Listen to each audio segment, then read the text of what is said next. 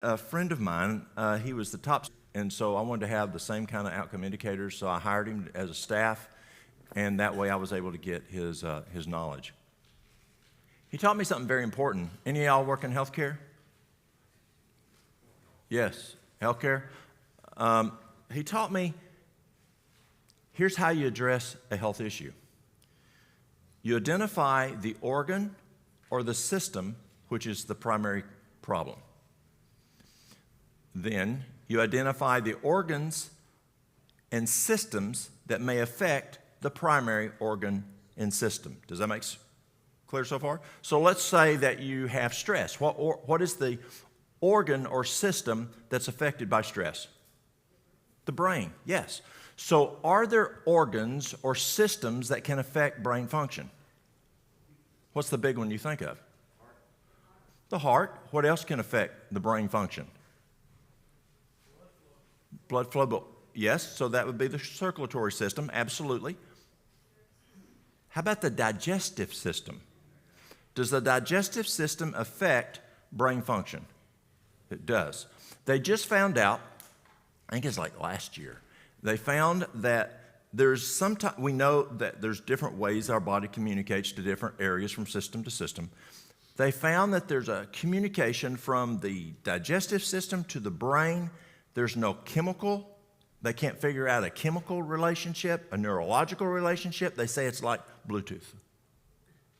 They don't know. It just communicates. They don't understand how. A huge relationships communication between digestion. But there's many areas. So we're talking about stress this morning. So the primary organ that's affected is what? The brain. And what are some secondary systems again, or organs? Cardiovascular, digestion, various ones. Okay, so that's the first thing he said you got to do. The second thing you got to do is identify what can harm the primary organ or primary system, and you have to take that away. So what are some things that can harm the brain function? Diet, poor circulation, too much sugar, again, going back to diet. How about alcohol, which that can fall under diet? How about illicit drug utilization? Yes. Insufficient rest, absolutely. Sleep deprivation, huge. Okay, then let's look at, are there things that can harm the secondary systems or organs? Yes. Are there things that can harm the cardiovascular system? So you want to address those. Is there things that can harm the digestive system? Yes. Or in the neurological system? Yes. So you got to take those away so that you want that organ or system or organs and systems to work as effective as possible. You're getting to root cause is what you're trying to do. Then you've got to then provide that organ or system or organs and systems or organs and systems that are secondary, what they need. And that's what we're going to talk about this morning. So let's look. So we're going to look at the effects of stress and anxiety on the body, and then we're going to look at natural treatments for stress and anxiety. So let's first look at the effects of anxiety on the body. And I brought this up because instead of just saying, here's what you need to do, some people don't realize there's a real problem with stress. Does it really harm the body? It does. So let's take a look at those. The relationship which exists between the mind and the body is very intimate. When one is affected, the other sympathizes.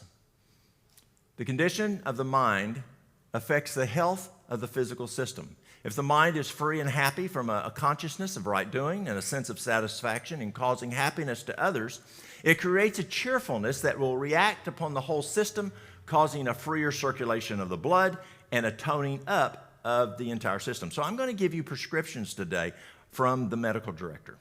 And we'll talk about the medical director in a little bit. So what is this is a prescription from the medical director. What's something here we can look at?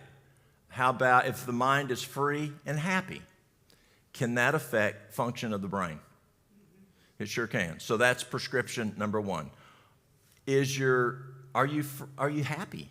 No, not Pollyanna, but you're a person that is always unhappy. You're always finding a problem. It's always doom. Are you a person that says, we'll get through this, let's be positive? That can make a huge... Or how about a consciousness of right doing and a sense of satisfaction, causing happiness to others? Are you satisfied with what you have? Are you satisfied with your job? Are you satisfied with your finances? Are you satisfied with... You just fill in the blank. Or are you always wanting something different?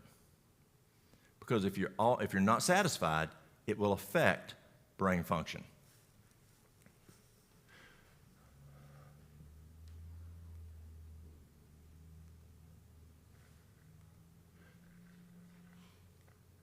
A great deal of the sickness which affects humanity has its origins in the mind and can only be cured by restoring the mind to health.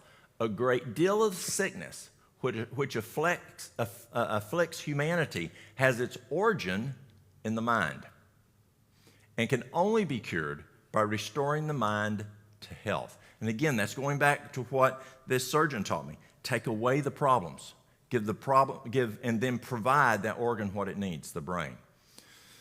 It's very difficult to address brain function if you have sleep deprivation, if you have poor nutrition, if you don't have exercise, if you have dehydration. Do you see how that works? There are very many more than we imagine who are sick mentally.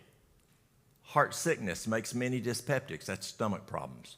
For mental trouble has a paralyzing influence upon the digestive organs, and we'll talk about that. The mind controls the whole man. All our actions, good or bad, have their source in the mind. It is the mind that worships God and allies us to heavenly beings. Yet many spend all their lives without becoming intelligent in regard to the casket, jewel casket, that contains this treasure. So as we look at the organs in the body, what is the most important organ in the body? The brain. Why is the brain the most important organ in the body? Pardon? Controls everything. There's something more important. Our communication with God. If your brain's stove up, it's hard for you to think well. I was in Dallas, Texas, and we were doing an evangelistic series with ASI. And there's a fellow who came, we did a health seminar before the 4-week evangelistic series. And it was, we filled the gymnasium, and the people came in from Dallas, and they went through our booths. And then at the very end, several of us would talk and do the exit with them. And this one big old fella, big old boy, he came in, and I said, how'd you like it? And he said, it was good. I said, we're going to do more classes like what you learned here every night, except one night a week, I believe it was. Would you like to come? Sure, I'd like to come. He just got out of prison. He was a drug dealer. And he was still dealing drugs on the street of Dallas. And he was having challenges with his wife. They were about to get a divorce. And so he starts coming to these health classes. What he didn't realize, he would sit right here. And Dallas First Church is a huge church. He'd sit right here. And what he didn't realize, that the health class was only 15 minutes. But the rest of it was evangelistic series. And so we were about 9:10, and I asked him, I said, how are the meetings going? And he was too embarrassed to get up and walk out, So he'd stay and listen to the whole series meeting on the gospel part just to hear that 15 minutes of health. And he just kept coming back. And I said, so is it clear to you? And he said, clear as mud. Well, there's a problem there, clear as mud. So I said, listen, we're doing an addiction cessation class. Who asks a drug dealer if you want to do an addiction cessation class? But the Holy Spirit will ask you to do something, yes? And so I asked him, and he said, sure, I'll come. So he gave up alcohol.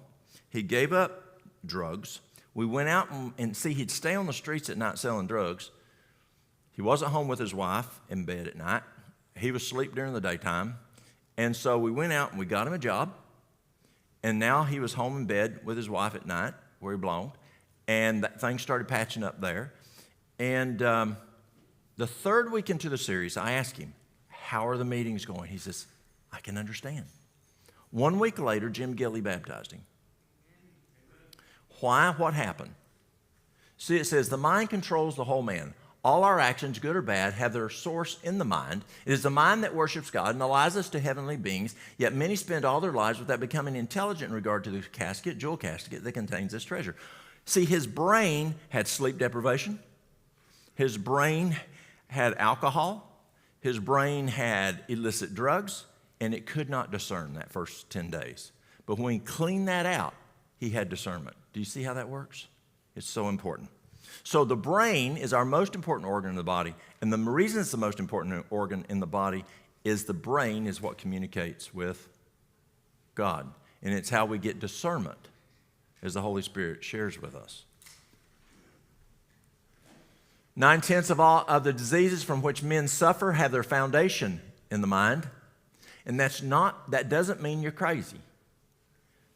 Stress, anxiety, depression, bipolar, schizophrenia, can that affect other health issues in the body? Yes, it can. So 9/10 of the diseases from which men suffer have their foundation in the mind. So we got to fix that brain thing, and that's what we're going to talk about this morning. Well, actually, both now, but yes, now. Okay, so what is stress? Stress is the body's response to a real or perceived threat. Now, is there a difference between a real threat and a perceived threat? Okay, yes. What's the reaction can be very similar. So let's say I'm coming up here last night, and I'm trying to get here, and I'm doing 100 miles an hour, and we're trucking up the interstate, and all of a sudden the lights come on, these white lights, and then all of a sudden they're blue lights. Is that going to cause a reaction in the mind? And he comes up behind me, but he passes me and pulls the guy over in front of me. And he lets me go. Was that a real threat to me? No, he wasn't after me. He was after the other guy. But did the brain perceive it was a threat? Yes, rightfully so. For that didn't happen last night. Okay, so stress is the body's response to a real or a perceived threat or stressor. Stress is our body's internal alarm system. Stress prepares the body to take action. I have to tell you, I have fun sometimes. So sometimes you get these city slickers who come through our area. Well, day before yesterday that happened. Trucker comes through from Texas, and he's driving his tractor trailer. It catches on fire. It plumb melted that truck to the ground. We saved the trailer, but by the time we got there, that truck had burnt pretty good. Well, I said, so how are you going to leave this location? We're up in the mountains, on I-40 coming through the gorge area. And he says, I'll just call me an Uber. And I said, there ain't no Ubers around here. And he said, well, I'll call something else. And I said, ain't something else around here. Well, I said, we just got bears, and we got turkeys, and we got wolves, and we got bears. And he starts doing this. Scared the boy. Stress prepares the body to take action. And I told the fella, I said, don't worry about bears, unless it's a mama and she's got some cubs. And he still starts looking around. And so I walked over where the rest of my guys were. He followed me over. He didn't want to be over by no bears. And so as we look at this last lesson, stress prepares the body to take action. When I speak in Africa, I don't talk about bears. They don't have bears, but they got lions. And, lions scare me. I've been out there and seen, the animals out there, and I don't want a thing to do with a lion. Bears, I live in bears. Bears, when we first moved where we lived, we had a bear come sleep on our front porch 3 to 4 nights every night. We live up in the mountains. But when a bear starts to chase you, your body goes into fight or flight, and you want to get either going to fight the bear or you're going to run away from the bear. That's called fight or flight. And so that's what happens. Stress prepares the body to take action. So 3 types of stress. You have acute stress, you've got episodic acute stress, and you have chronic stress. Acute stress, immediate onset, which forces the body into an immediate reaction, minor traffic accident, an argument, impending deadline. Episodic acute stress which occurs frequently, escalating demands on personal time and attention, careless worrying and anxiety, a type A personality. Any of y'all know type A personalities? Maybe some of y'all are. A type A behavior characterized by a competitive drive, aggressiveness, impatience, urgency. That's episodic acute stress. Then you have chronic stress, long-term stress, unrelenting job, family pressures, sleep deprivation, strained roles and responsibilities at work and at home. That is chronic stress over a long period of time. It has been estimated that 75% to 95% of all visits to primary care physicians are for stress-related problems. Do y'all know what the number one cause of hypertension in America is? Stress. Stress raises cortisol, stress lowers potassium, boom, you got hypertension. There's many other reasons, but it's the number one reason. Job stress is far and away the leading source of stress for adults, but stress levels have also escalated in children, teenagers, college students, and the elderly for other reasons, including increased crime. Is there increased crime? This old boy, day before yesterday, he says it's the second time my truck's burnt. He said 2 years ago it got burned up in Dallas. I said, what happened? He says there's the riots. Now, this is a black boy. And he says they were doing some rioting in Dallas, and the rioters came over and just burned his truck up. And he said, I think God's talking to me. I said, well, definitely your angel was taking care of you that morning, because, he was okay. He was supposed to be going another route, but his GPS took him this route. And I said, well, you're fortunate. You could have been somewhere wasn't near a fire station. You're just 2 miles from the fire station. And you could have been somewhere way out, lost your tractor and the trailer, all your goods, and something happened to you. And I said, maybe God had you come this way. He says, yep, that's what I'm thinking. He says, I called my girlfriend and said, I'm quitting driving trucking. I think God's trying to talk to me. And I said, well, you need to listen to God. God gives you opportunities to share with people.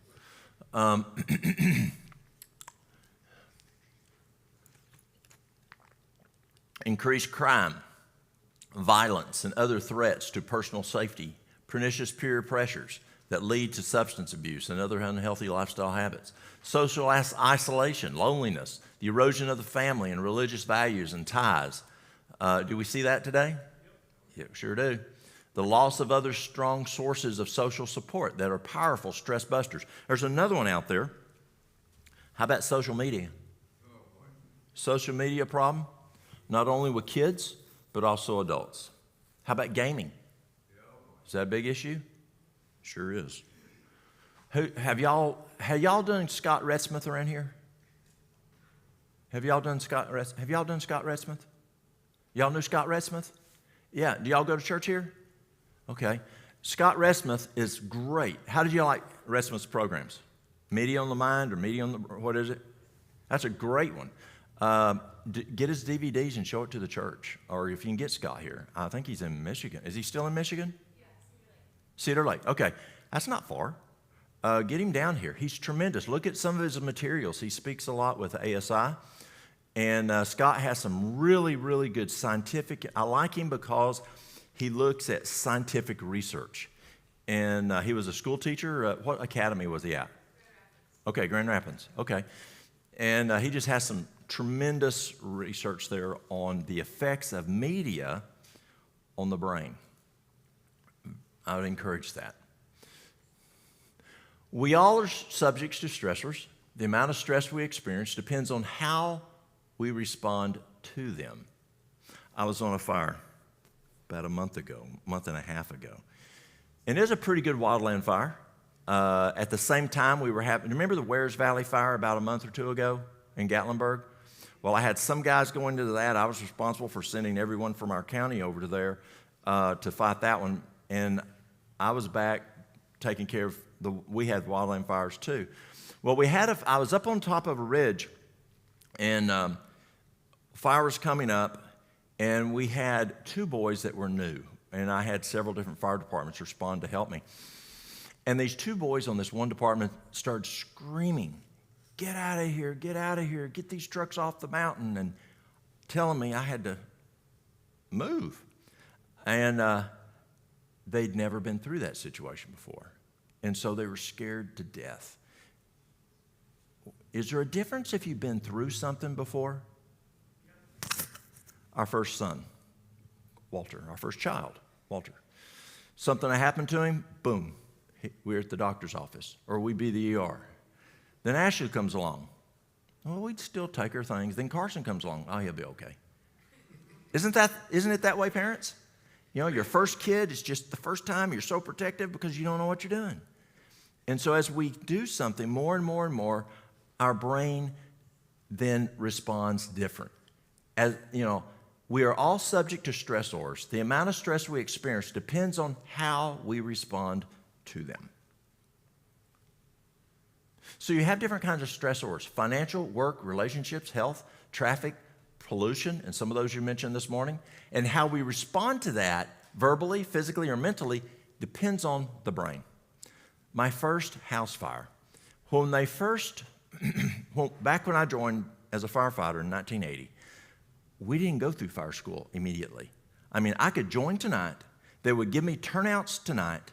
You know, that's boots and pants and and coat and helmet and gloves. They didn't have hoods back then. If there was a fire tonight, I'd get on the truck and go fight fire. No schooling at all back then. You eventually got school, but you didn't have to go on that first fire. Well, very quickly, we had a fire. It was in Udawal. Y'all know where Udawal is? Outside of Collegedale. 2-story structure, 2 bedrooms upstairs, bathroom. Upstairs is fully involved.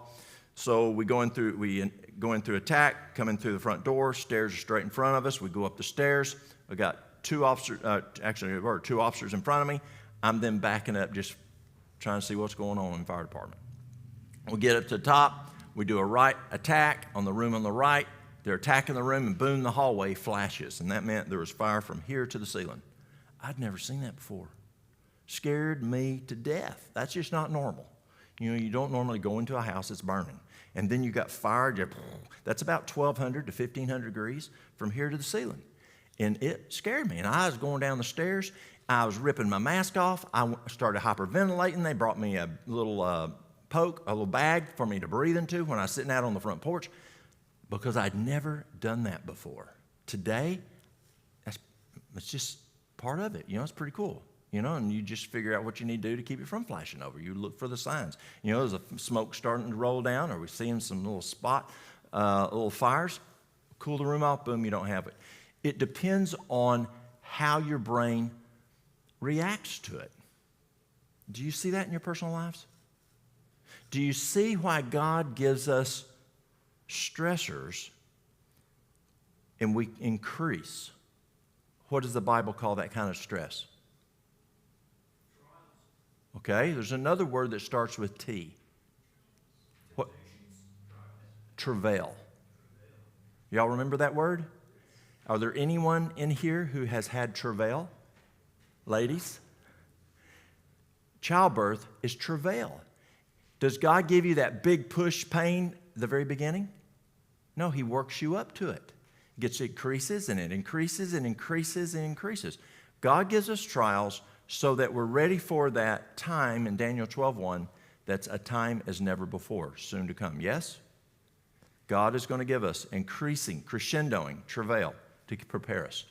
Okay, so as we deal more and more with stressors, our brain gets more used to it. Our response then hopefully gets improved. Dr. Walter Cannon's classic research, cat confronted by a dog. He took a dog that hated cats and a cat that hated dogs, took the vital on the cat, let him go. Dog starts chasing the cat, snatches up the cat, takes vitals again, and here's what he found. Heart rate went up, respirations went up, sugar in the blood went up, blood clotting mechanism went up, in case that dog bit it, muscle function went up, but digestive process shut off. Do you need to digest your food when you're running from a dog? No. You need muscle. You need clotting factor in case that dog grabs a hold of you. So he wanted to see what's the effects on the human, and this is what they found. The physiological changes on humans when we go through stress. Now, who has stress in here? This is what's happening in your body when you have stress. Increased heart rate, or can happen. Increased heart rate, increased blood pressure, increased respirations, increased hormones and adrenaline, increased sugar in the blood, increased blood clotting mechanisms, increased muscle function. Could be a queasy stomach, nervous perspiration, headaches, sporadic eating, increased hunger, a loss of appetite, it can go either way, changes in sleep habit, reduction of the digestive process, reduction of immune system. Any of y'all experience any of this? Yes, we do. Well, actually, Harvard, and as I was talking to my cousin yesterday, she's frustrated. They did a biopsy 2 weeks ago on that she had a big mass in her colon, and they removed her whole ascending colon, and in that was a large mass. It's been 2 weeks. Hadn't told her a thing. She finally called yesterday, and she's been calling, and finally the doc called her back yesterday, and he says, "Oh, I thought the nurse told you." The nurse said, "I thought the doctor told you." Well, she's got cancer. According to Harvard, she's been in a period of unknown, the period of unknown. And what Harvard found was when a person is in the period of unknown, this right here, also, what happens is not only does the immune system dump, but the body's healing factor goes significantly low. And this professor at Harvard said, in the research they did on this, they pled with physicians across the United States. When we do a biopsy, it goes to the path lab. It's checked by pathology. The report comes back to whoever the physician is. And then you bring the patient in, do it quick, because you just shut down their healing system when they really need the healing system the most with cancer. And what they found in the research and they did it on breast cancer, they found the average was 2 weeks before a patient is told anything. Many patients, it was over a month before they found out anything. My cousin was 2 weeks. They found that when the patient finally got the results back, and though it came back, yes, breast cancer, but here's our plan of care, this is what we're going to do, boom, the cortisol came down. The healing came back up because there was a plan of care. One, they were not in the period of unknown. They had a plan of action, and boom, the body started working good again. So here my cousin's been in this situation. I said, but you have something that many don't have. And what do you think she has? Trust in God. Trust in God. And she said, Walt, it hasn't bothered me. I just gave it to God. Whatever happens, happens. So she did not, yes, she was in a period of unknown, but she gave the period of unknown to God, and she didn't have that dumping of her immune system, I believe, or the dumping of the healing factor, because she just gave it to God. One of the laws of health is trust in God. Amen. Can you see how powerful that can be? It's amazing. And unfortunately, Harvard didn't teach that. So, under stress, the body releases cortisol and adrenaline, which raises the blood pressure and prepares the body for doing battle. When physical action is taken, the body uses up the stress hormones in the blood, reducing stress and relaxing the body. So, can you see when you're stressed and you go out for a power walk, do you ever feel better? You're lowering the cortisol. When physical action is not taken, such as when we are sitting at our desks, we're stuck in traffic, or this last Monday, hurrying to finish our taxes before midnight. The stress hormones and the chemicals in our blood remain for long periods of time. So if you're under stress all day long, you're running from the bear all day long, or do any of y'all have nightmares? Do you worry at night? Do you wake up worrying about the kids at night? Do you wake up at night and worrying about your finances? Do you wake up at night and worrying about your health? Then the bear is chasing you all day long. That's called chronic stress. Cortisol stays up. Adrenaline stays up. All those physiological effects that it showed, you can be going through that. So can you see when a person comes into me and they have hypertension, high blood pressure, do you see why I need to look at, do they have stress?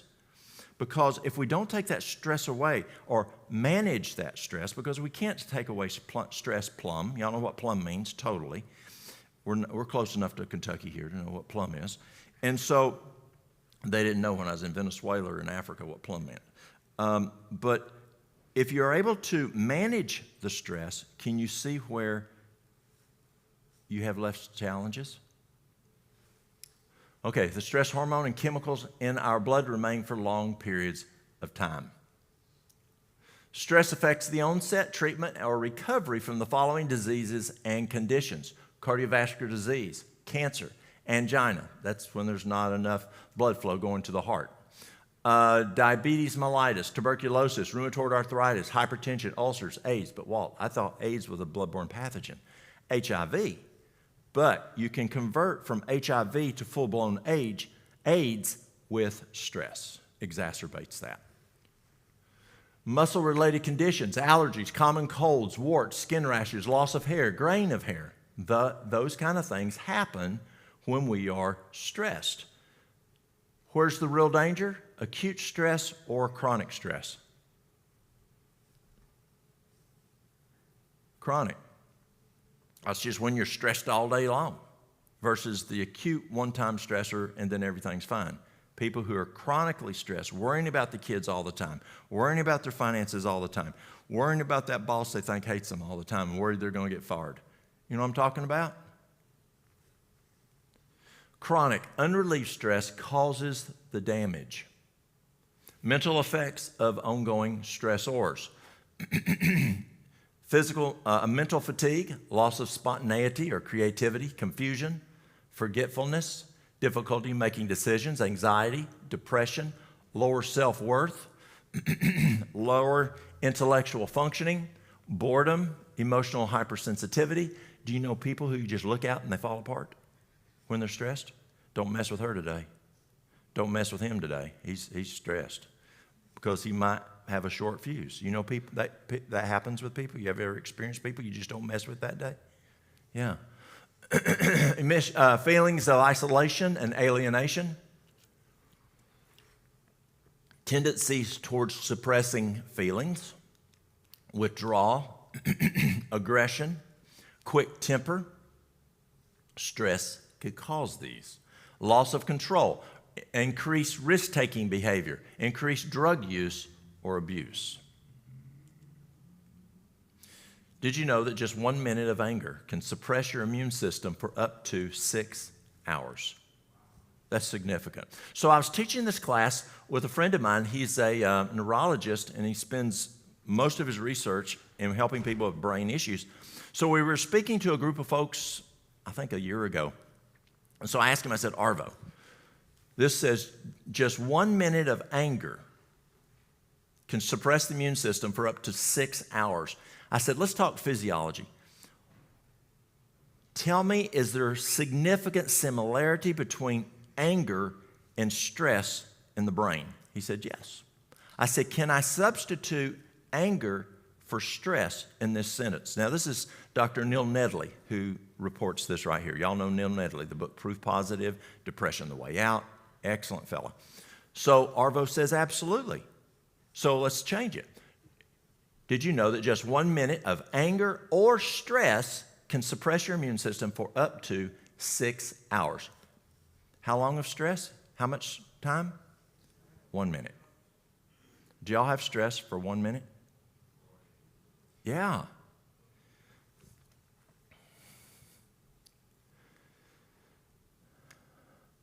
So we've looked at the physiological effects of stress on the body. So would you say that it's important for us to address the cause, the root cause, and do something about it? Can you see it? As you look at your diagnoses or your health problems in your personal life or your family members' personal lives, stress could be a major cause of those issues. Can you see that? So is it worth doing something about? Unfortunately, in healthcare, many times, and I'm seeing a lot better job. I'm seeing great research coming out of Harvard. I'm seeing great research coming out of Cornell.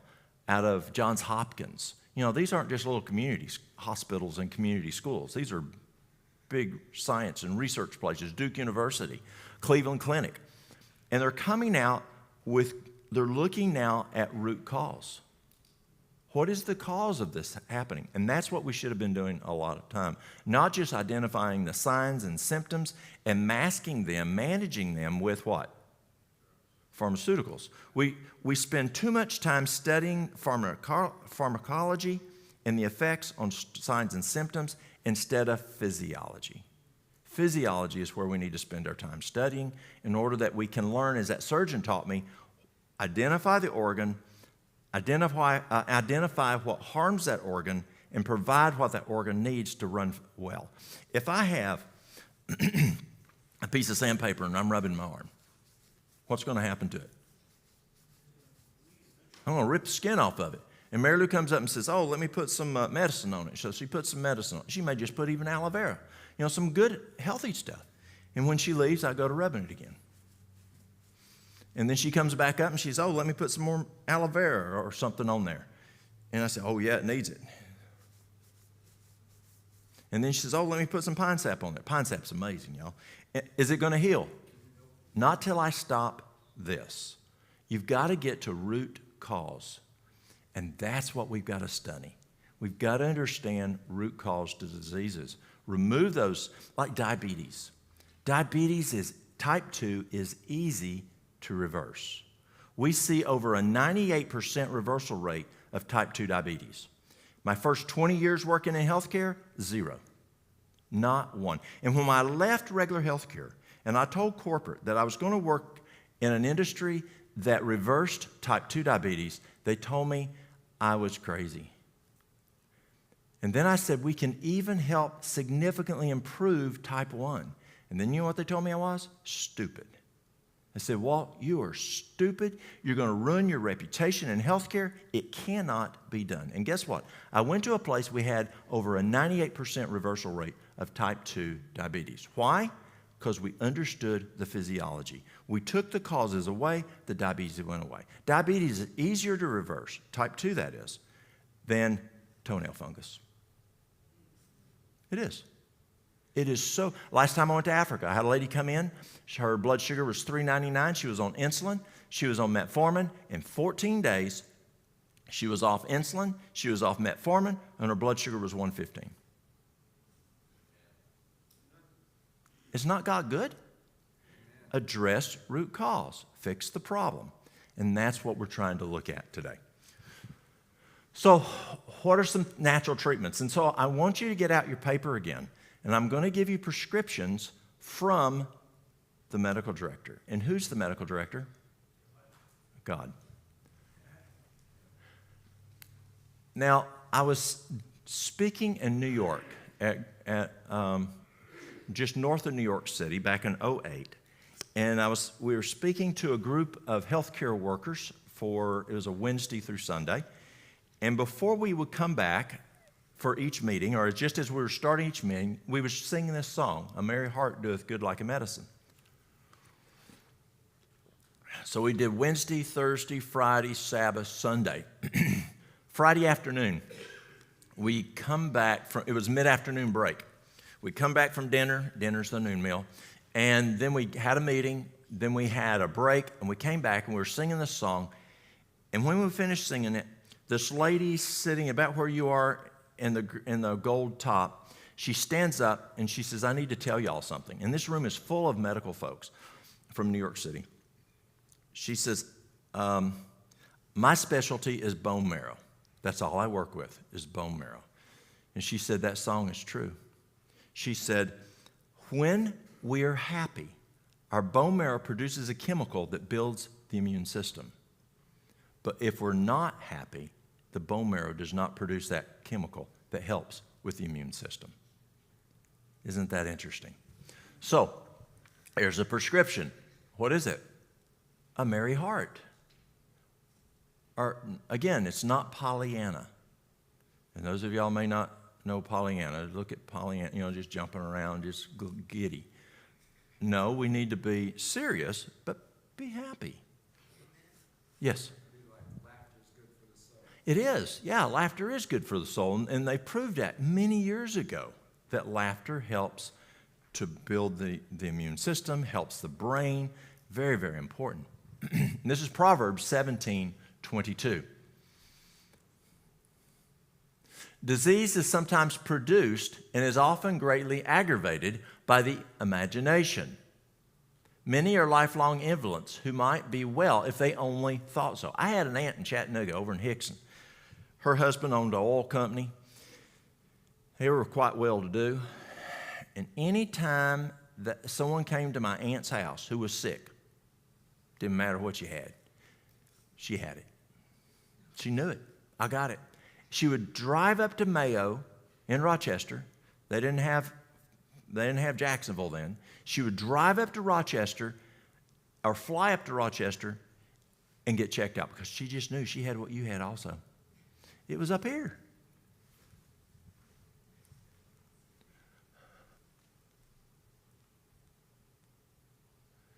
Now you write these down, y'all. These are prescriptions from the medical director.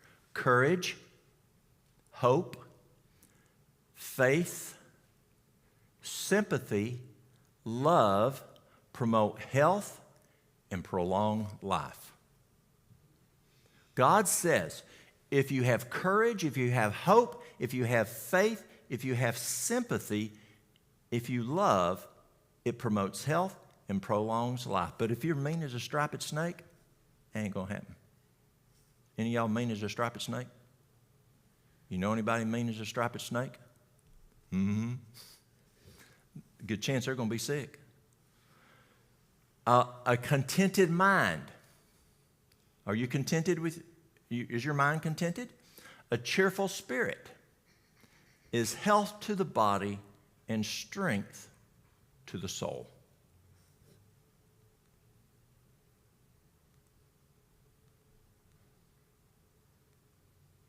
Gratitude, rejoicing, benevolence. What's benevolence?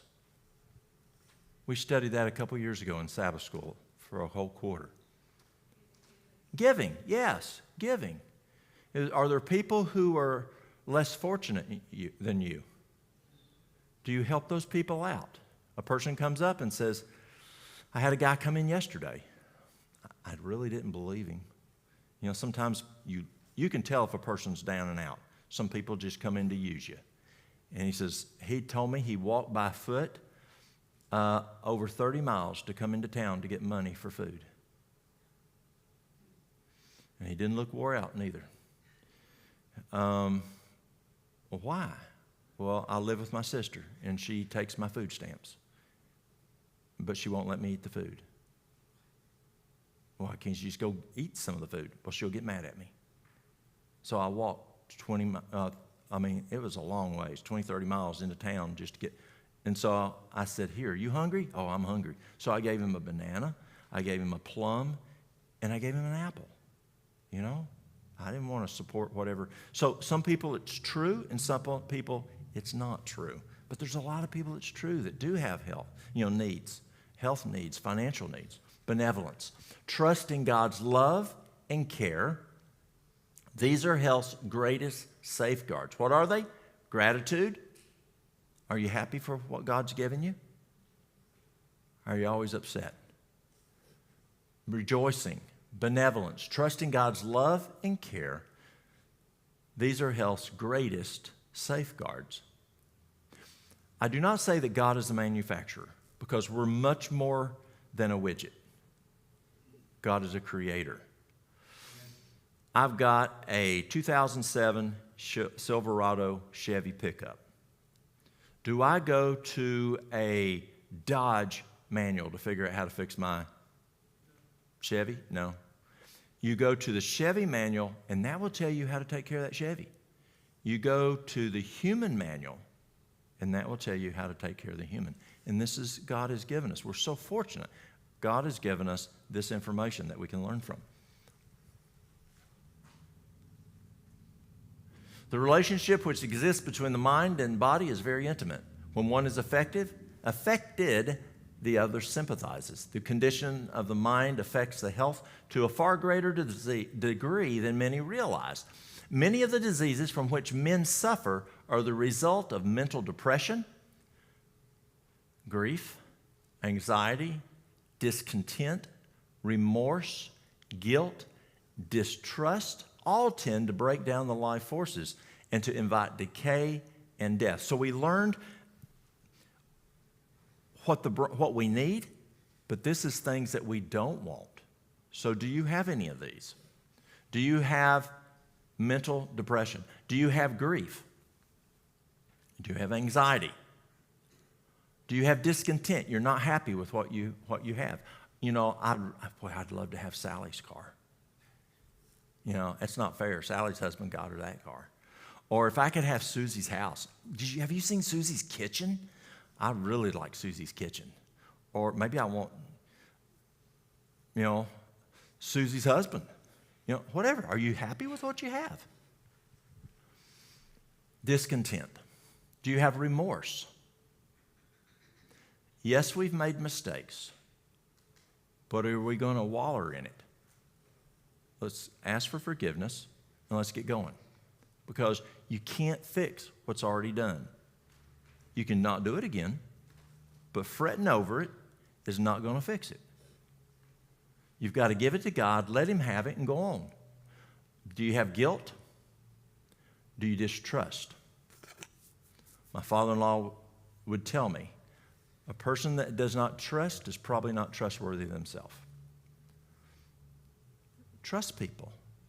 You be wise, but distrust tends to break down the life forces and invite decay and death. So what can I do to manage my stress? We cannot plumb get rid of stress because we're alive, and life has stress. And there's actually good stress. Who remembers I just said it. Who remembers what the good stress is? Eustress. Remember EUSTRESS in school? That's the good stress. Actually, it can be beneficial to us.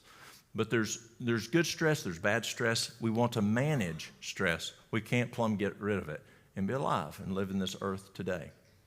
So there's controllables and non-controllables. Give me some examples of controllable stressors.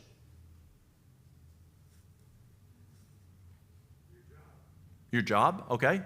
So how can you control that? You can find another job. Absolutely. My daddy told me, he says, number one, if you work for a man, it's his business. Don't try to change it. It's not yours to change. If you don't want to work for him, you're not a slave. Go get another job or start your own business. That's true. That's a controllable. If you don't like your job, go find another job. And right now, there's plenty of jobs out there. You know, so many people are trying to find people to work. So now's the time to find a job. What's another one that's a controllable or a non-controllable stress? Or okay, yes, and sometimes you might be family, and so you just can't plumb get rid of them, and so you've got to control. It's a non-controllable, and I'll show you how to deal with that. But there can be folks who you run with. Do you determine who your children run with? Yeah. I remember I came home one day. I'm sitting at supper, and Walter said something he's never said before. And I said, where did that come from? Have y'all been around some people or something? And Mary Lou goes, yeah, there's some people just moved here, and we went over with them and did some things. And I said, Walter, did you hear that from that boy? Yeah. I said, that's not how we talk in this house. And if you talk like that again, you can't run with them kids no more. Well, it went a little while, and boom, Walter says something again. And I said, were you with them kids today?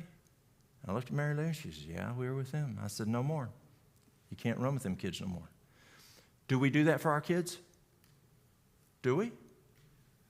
Or should we? Yeah. Should we do the same thing with who we run with? As you said, get rid of the toxic people. So if they're toxic people, don't run with them. Go find someone else to run with. What's some other stressors or, yes, controllables? Avoid confrontation. Yes. So,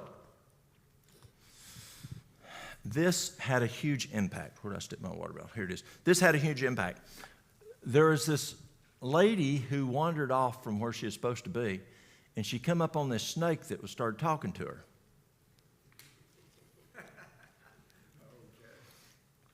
The first mistake is when she realized that she had wandered off, she thought, I can handle it. Her second mistake was when that snake started talking to her, she began to parley, discuss. And that's where she failed. There are times that you and I would not be sitting here today if she had not parleyed. You and I would not be sitting here today if when she identified that she had wandered off, not against, she just wandered off. That happens. But she had gone back as she was supposed to do. If she had not parleyed, we wouldn't be in the predicament we're in today. She would have passed the test. But there are times that people want to argue. What's the best thing to do? Walk away. Don't parley. Yeah. So we have controllables and non-controllables. Well, there's this lady who comes in to see me, and her son shot a state trooper. And he's put away in prison the rest of his life. She told me she's never going to be able to see him again, never going to be able to hug him again. She can talk to him on the phone. She can send him letters. She can send him packages, but she cannot see him. And she will never be able to hug him again, she told me. Is that a stressor? I cannot imagine that. I just cannot imagine it. So I told her, I said, is your fretting fixing the problem? And she said, no. I said, here's what you do. So what you want to do is you get a piece of paper and you write down all of your stressors: health, finances, family, job, whatever it may be. Write it all down. Then get another piece of paper and you want to draw a T. Excuse me. And on the top here, on the left side, you want to put controllable. On the right side, you want to say non-controllable. And then you want to take all those stressors, the ones that you can control here, ones you can't control here. How many of y'all work in finance? Okay, are there controllables and non-controllables? How many of y'all have controllables today? You can either turn the lights on or turn them off. That's a controllable. You take that piece of paper, you put your stressors over here on either it's a controllable or it's a non-controllable. There's ne'er a thing you can do to fix it. Do we have stressors that are that way? Yes. Put it right here. Then you're going to take that paper and you're going to rip it plumb in half. You're going to take the non-controllables and you're going to sit down and have a discussion with God. God, I can't fix these. Fretting over is not going to fix the problem. I cannot see my son ever again. I cannot hug my son again. I can pray for him. I can talk to him on the phone. I can send him packages. But there's nothing I can do to fix that problem. I can never see him again. There are non-controllables that y'all have. Put them here. Sit down with God and say, God, please take this list. Will God take it? He will take it. Now, don't go trying to snatch it back. Sometimes we do that. We give things to God, and then we try to take it back. We've asked God to forgive us for something. God says we throw it in the deepest ocean, and then what do? We go up and try to dig it back up again. Get a submarine. Now, Satan is going to take that list and dangle it. You got these financial issues going on. You can't handle it. And what do? You say, that is not mine. That is God's. Now go on, get out of here. And if he doesn't, you say, in Jesus' name, get thee behind me, Satan. I had this lady come in, and she, it was on a Friday morning. Mary Lou was homeschooling the kids. This thing keeps falling off my ear. I apologize. And it was Friday morning, mid-morning, and I was helping about 4 or 5 ladies. She comes walking in, and she looked like a gypsy, dressed-wise. She had something glued to her forehead, and she looked like a whooped dog. She comes in, walks around, comes around back behind the counter, and she goes, you Walt? Butts right in. I said, yes, ma'am. She says, they told me you could help me. Well, obviously, it was going to take some while with this lady, with what she looked like. That she was, like I said, like a whooped dog. She was in trouble. I said, okay, I'm by myself today. Mary Lou was homeschooling up at the house. I said, I'll be back Monday morning. Come in here at 8 o'clock, and I will help you. Monday morning, she was there, 8 o'clock. We sit down. I said, what's going on? She said, I've been to psychiatrist. Drugs don't work. I've been to psychologist. Consultations don't work. And they told me that the herbs you have may help me in my brain. I said, okay. So we started talking about health concerns. What were her health issues? And she stopped me. She says, I need to tell you something. I said, what's that? She says, I can make things levitate. You believe me? I said, yes, ma'am. She didn't say nothing. So I said, okay. It's a little prayer. I go back to asking questions of her a health history. She stops me again. She says, I need to tell you something else. I said, what's that? She says, I can tell you what's in that new O'Reilly's Auto Parts place, exactly where they are, and I've never been in there before. Do you believe me? I said, yes, ma'am. What are we dealing with? Yes. So I changed course, and I start approaching it a different way. I knew we needed to affect brain function because of what she initially told me, but do we really need to affect brain function now? Absolutely. That's an issue in the brain. So I start talking, and I said something, and I said, Jesus. She started shaking like she was having a little seizure, like you'd hit her with a cattle prod. She just is shaking. And I said, what's wrong with you? She said, they don't like that word. Not it, they. That means more than one. I said, okay. I start talking more. And I thought, well, let me try another word. And I said, God. And she did not shake. And it showed me how much more Satan and his demons hate Jesus than God. Then I tested it again. I said Jesus' name again, and she started shaking. And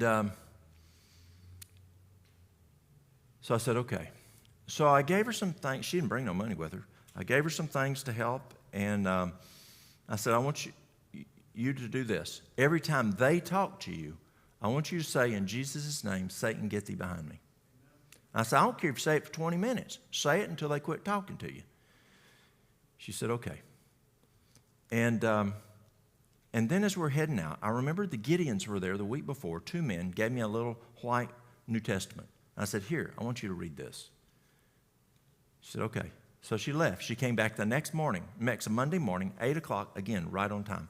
But she looked like a totally different lady. She didn't look like a whoop dog. And she comes in, and I said, how are you doing? She says, oh, so much better. I said, are they talking to you? And she says, no. They quit talking to me. I said, why? She said, I said what you told me to say. I said, did you have a chance to read that little book I gave you? She said, oh, yes. She said, I especially like the first 4 books in that book. Especially means she had read more than. And what was the book? The New Testament. So what were the 4 books she'd read? Matthew, Mark, Luke, and John. I said, why did you like the first 4 books? She said, because it talks about Jesus. And she did not shake. So who took basic language? Computer basic language. Remember if-then statements? So if that can work in addressing demons, can that work for your non-controllables? Y'all don't have demons in you, do you? No. So your problems are much less than what that lady was dealing with.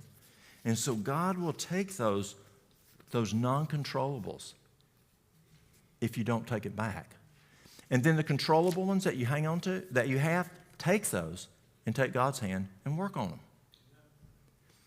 That's a very effective way. We're running out of time. So there are a number of things you can do we'll talk about in a few minutes. But yes, there's things like B-complex and lithium orotate. That's not a drug, lithium. Works very well. I learned that from Neil Nedley. Lithium orotate. Magnesium. Very, very good for stress. There's anxiety. You can use lavender essential oil. You can use vetiver, V-E-T-I-V-E-R, essential oil. Put it right here on your wrist. Transdermally, it goes into the blood, just like a nicotine patch will go transdermally, a nitro patch will go transdermally. Rub it together and breathe it. As you breathe it, it goes into the lungs, goes into the blood, works extremely well for PTSD, anxiety. You'll find it very interesting. God has given us simple lifestyles: nutrition, exercise, water, sunshine, exercise, temperance, making the right decisions, fresh air, going to bed, getting your sleep. Most important, trusting in God. Those are huge in addressing stress and anxiety. Well, let's close with prayer. Our dear Heavenly Father, Lord, give us discernment. Give us understanding of what's going on in our lives. And Lord, help us to know which side to put it on, controllable or non-controllable. Lord, help us to have that trust that we can give you those non-controllables and walk away. And then those controllables that we'll work with you on. Lord, give us a desire to address those root causes, to take away the things from the brain and from the body that can cause harm, and then give us the desire and knowledge how to give our brain and the rest of the body what it needs to function well. We ask this in Jesus' name. Amen.